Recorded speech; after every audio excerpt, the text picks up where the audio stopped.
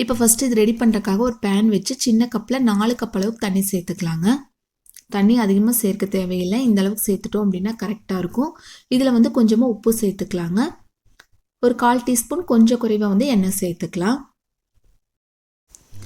இப்போ நம்ம பாயாசத்துக்கெல்லாம் சேமியா யூஸ் பண்ணுவோம் இல்லைங்களா, அது வந்து சின்ன சின்னதாக உடச்சி அது ஃபுல்லாக உள்ளே சேர்த்துக்கலாங்க. இப்போ ஹை ஃப்ளேமில் வச்சு இதை நல்லா வேக வச்சு எடுத்துக்கலாம். ரொம்ப பெருசாக சேர்க்க தேவையில்லைங்க. நல்லா சின்ன சின்னதாக உடச்சே நம்ம உள்ளே சேர்த்துக்கலாம். இப்போ ஒரு 5 to 6 நிமிஷம் அப்படியே விட்டுட்டு அதுக்கப்புறம் நம்ம செக் பண்ணி பார்க்கலாங்க. இந்த மாதிரி எடுத்து நீங்கள் கையில் தொட்டு பார்த்தீங்க அப்படின்னாவே உங்களுக்கு நல்லா தெரியும். இப்போ நல்லா வேக வச்சு எடுத்துட்டு இல்லைங்களா, இப்போ ஸ்டவ் ஆஃப் பண்ணி இது கீழே எடுத்து வச்சிடலாங்க. கீழே எடுத்து வச்சு லைட்டாக ஆறுனதுக்கப்புறம் ஒரு வடிகட்டி யூஸ் பண்ணி இதை வடித்து எடுத்துக்கலாங்க. இந்த மாதிரி நல்லா வடித்து எடுத்ததுக்கப்புறம் இதில் கொஞ்சமாக தண்ணி சேர்த்துக்கலாங்க. தண்ணி சேர்த்து ஒரு டைம் நல்லா கழுவி எடுத்துக்கலாம். இது நல்லா தண்ணி சேர்த்து நம்ம கழுவி எடுத்தாலும் இது நல்லா ஆறுனதுக்கப்புறம் நம்ம எடுத்து பார்க்கலாங்க. அதனால ஒரு 10 நிமிஷம் அப்படியே வச்சிடலாம். இந்த மாதிரி நல்லா ஆறுனதுக்கப்புறம் எடுத்தோம் அப்படின்னா தான் ஒன்றோட ஒன்று ஒட்டாமல் இருக்கும். இப்போ ஒரு அகலமான பாத்திரம் எடுத்து 1/4 கப் கொஞ்சம் குறைவாக வந்து அரிசி மாவு சேர்த்துக்கலாங்க. அதே அளவுக்கு பார்த்துட்டிங்க அப்படின்னா கார்ன்ஃப்ளவர் அதாவது சோள மாவும் சேர்த்துக்கலாம். கொஞ்சமாக மட்டும் நம்ம மைதா மாவு சேர்த்துக்கலாங்க. அதிகமாக சேர்க்க தேவையில்லை. காரத்திற்கேற்ப மிளகாய்த்தூள் சேர்த்துக்கலாம். நான் வந்து ஒரு 1/2 டீஸ்பூன் அளவுக்கு மிளகாய்த்தூள் சேர்த்துருக்கேன். ஒரு 1/2 டீஸ்பூன் அளவுக்கு பார்த்துட்டிங்க அப்படின்னா சீரகத்தூள் இப்போ தேவையான அளவு உப்பு சேர்த்துக்கலாங்க. உப்பு ஆல்ரெடி சேர்த்துருக்கோம், அதனால் பார்த்து அளவாக சேர்த்துக்கலாம். இதெல்லாமே சேர்த்துட்டு தண்ணி எதுவும் சேர்க்க தேவையில்லைங்க. கை வச்சு நல்லா இந்த மாதிரி கலந்து விட்டுறலாம்.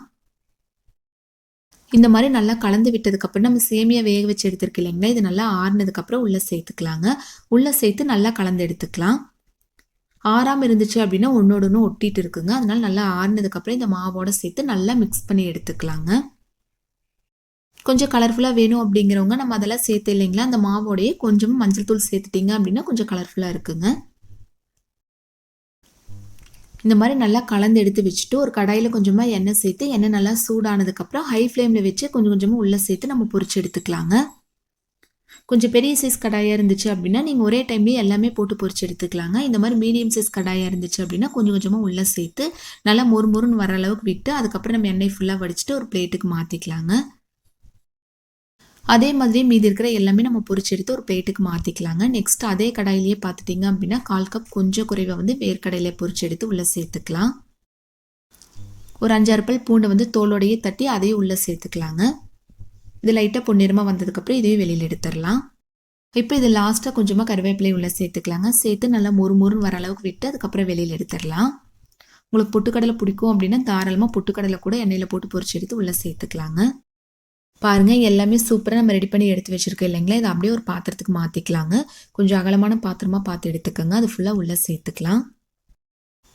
இப்போ இது எல்லாமே உள்ளே சேர்த்துட்டு இன்னுமே கொஞ்சம் காரசாரமாக இருந்துச்சு அப்படின்னா நல்லா இருக்கு இல்லைங்களா, அதனால லைட்டாக உப்பு சேர்த்துக்கலாங்க. உப்பு பார்த்த அளவாக சேர்த்துக்கோங்க. இதில் கொஞ்சமாக மிளகாய்த்தூள், கொஞ்சமாக சாட் மசாலா இதெல்லாமே நம்ம சேர்த்துக்கலாம். இதெல்லாமே சேர்த்துட்டோம் அப்படின்னா டேஸ்ட் ரொம்ப ரொம்ப நல்லா இருக்குங்க. லைட்டாக சேர்த்துக்கோங்க. இந்த மாதிரி இதெல்லாமே சேர்த்துட்டு இன்னொரு டைம் நல்லா கலந்து எடுத்துட்டிங்க அப்படின்னா சூப்பரான ஒரு ஈவினிங் ஸ்நாக் ரெடி ஆயிடுச்சு பாருங்கள். இது ஈவினிங் டைம் டீ காஃபியோடு வச்சு சாப்பிட்டீங்க அப்படின்னா டேஸ்ட் ரொம்ப ரொம்ப அட்டகாசமாக இருக்குங்க. கடலை மாவு இந்த மாதிரி தான் நம்ம வச்சு செய்வோம் இல்லைங்களா, ஒரு டைம் இந்த மாதிரி சேமியா வச்சு ட்ரை பண்ணி பார்த்துட்டு எப்படி வந்துச்சு அப்படின்னு உங்கள் ஃபீட்பேக் மறக்காமல் எங்களோட ஷேர் பண்ணுங்கள். இந்த வீடியோ பிடிச்ச லைக் பண்ணுங்கள், ஷேர் பண்ணுங்கள்.